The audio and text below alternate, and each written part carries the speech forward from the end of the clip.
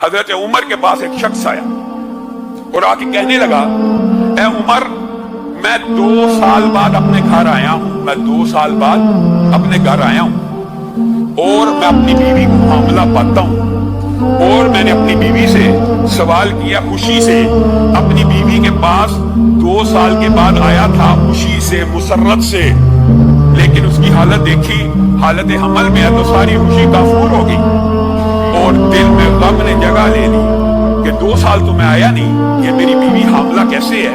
جب میں نے عمر اس سے استفسار کیا تو وہ کہنے لگی، اللہ کی قسم میرے پیٹ میں جو حمل ہے تو ہی اس کا باپ ہے۔ اب مجھے بتلائیے، 2 سال تو میں نے اس کو چھوا نہیں، ٹچ نہیں کیا، 2 سال بعد میں سفر سے آیا ہوں، وہ حاملہ ہے اور اس بچے کی نسبت بھی میری طرف کرتی ہے، اب میں کیا کروں؟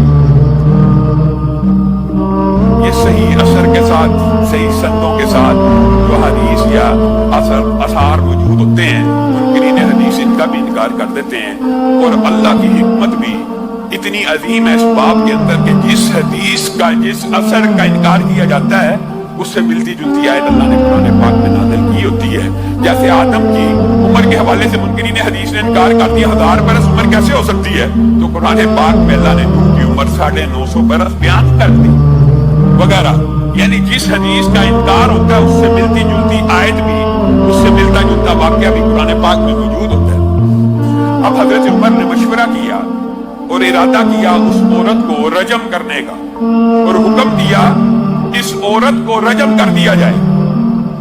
کون حکم دے رہا؟ خلیفہ المسلمین۔ کون حکم دے رہا؟ امیر المومنین۔ کون حکم دے رہا؟ حضرت عمر، جن کے علم و فضل کے دنیا کے سارے امتی قائل ہیں۔ پاس ہی معاذ ابن جبل بیٹھے ہیں، کہا عمر میں آپ کے فیصلے کو چیلنج کرتا ہوں، میں آپ کا فیصلہ نہیں مانتا، آپ اپنی اصلاح کریں۔ کون کہہ رہا ہے؟ ایک رتبے میں، مقام میں کم درجے کا صحابی اعلیٰ درجے کے صحابی کو ٹوک رہا ہے۔ وجہ کیا؟ وجہ اس کے بعد دلیل ہے۔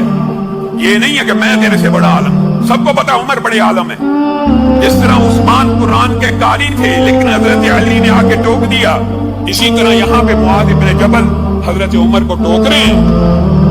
لیس لک علی ما فی بطنہا، لیس لک، اے عمر، لیس لک، آپ کے لیے نہیں ہے، علی ما فی بطنہا سبیل، آپ اس عورت کو رجم میں سزا دینا چاہتے ہیں، ٹھیک ہے، یہ ملزمہ ہے، یہ ملزمہ ہے، مجرمہ ہے آپ کی نظر میں، آپ اس کو سزا دیں تو دیں، اس کو کس جرم کی پاداش میں آپ سنسار کر رہے ہیں؟ رسول اللہ کے دور میں بھی ایسے واقعات ہوئے تھے، شبیبہ غامدی آئی تھی، رسول اللہ نے وضع حمل کا انتظار کیا تھا، سزا لاگو کرنے سے پہلے وضع حمل کا انتظار کیا تھا، کیونکہ پیٹ میں جو بچہ وہ بھی ایک جان ہے۔ ہمارے معاشرے میں بھی یہ غلط العام مشہور ہے، جی بچہ پیٹ میں ہو، ڈاکٹر بتا دیتے ہیں اس کا برین ابھی پورا نہیں بنا، اس کے اعضاء بھی پورے نہیں بنے، علماء نے جی، بعض علماء نے فتوے دیے ہیں جی اس کو ابارشن کر دیا جائے، اس کو قتل کر دیا جائے، اس کو ابارٹ کرنا جائز ہے۔ یہ آپ لوگوں نے خود کہانی بنائی ہوئی ہے، کسی عالم کا یہ فتویٰ موجود نہیں ہے، اور اگر موجود بھی ہے قرآن و سنت کے خلاف ہے۔ وجہ یہ ہے، زمین کے اوپر آنے کے بعد، دھرتی کی پشت کے اوپر بچہ جننے کے بعد بھی یہاں پہ کئی بزرگ ہیں جو معذور ہیں، کئی نوجوان ہیں جو معذور ہیں، کئی بزرگ ہیں جن کا دماغ کام نہیں کرتا۔ کیا کسی عالم دین نے یہ فتویٰ دیا جو بیمار ہے اس کو قتل کر دو؟ جس طرح دھرتی کی پشت کے اوپر کوئی بیمار ہے اس کا قتل کرنا حرام ہے، اسی طرح ماں کے پیٹ میں بچہ بیمار ہے اس کا قتل کرنا بھی حرام ہے۔ یہ آپ کو کسی نے مغالطہ ڈال دیا ہے کہ بیمار بچے کو قتل کر دیا جائے۔ کیوں کیا جائے؟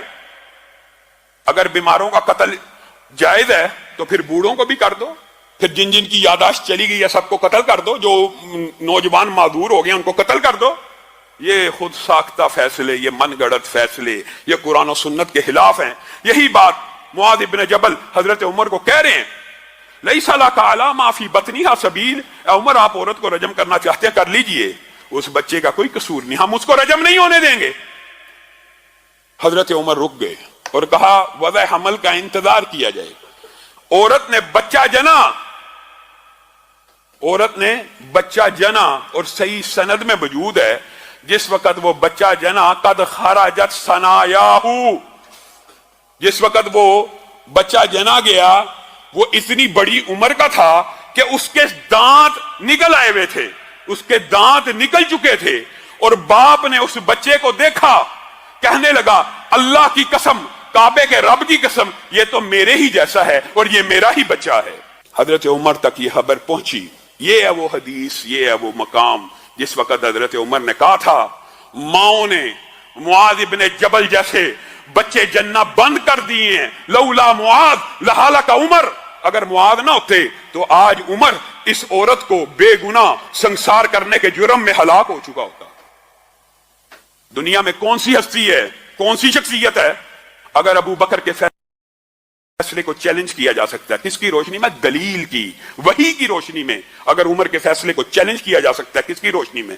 یہ نہیں فلاں نے کہا ہے، فلاں نے کہا ہے، معاذ ابن جبل نے کہا تو چیلنج ہو جائے گا، عبداللہ ابن عباس نے کہا تو چیلنج ہو جائے گا، نہیں، دلیل کی روشنی میں کائنات میں کوئی امتی ایسا نہیں ہے جس کے قول کو، جس کے فعل کو، جس کے عمل کو چیلنج نہ کیا جا سکے۔ ہاں، چیلنج کرنے کے لیے دلیل ہونا ضروری ہے، اور دلیل اسلام میں وحی ہے، اور وحی کی دو ہی قسمیں ہیں، ایک اللہ کی آیت قرآن ہے اور دوسرا مدینے والے کا فرمان ہے۔ بس بات ختم، کلیئر، واضح بات ہے۔